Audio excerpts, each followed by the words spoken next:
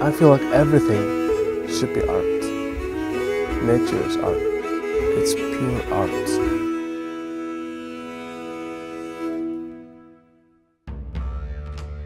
At Deplar Farm, we are isolated from the rest of Iceland. In the wild north, it's like another planet.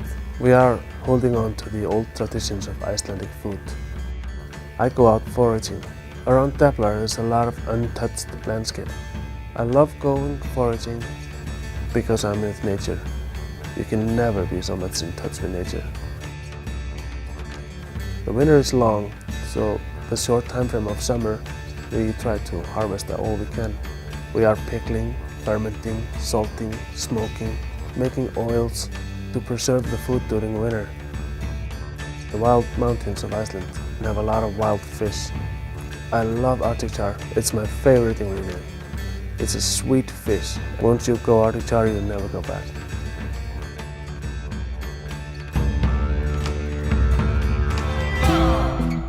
You're looking at nature. It's pure art. And I'm so lucky to be able to go out there, pick it, and put it on the plate. That is my 5-second art. And I love that. It's a memory. It's an experience. Your experience.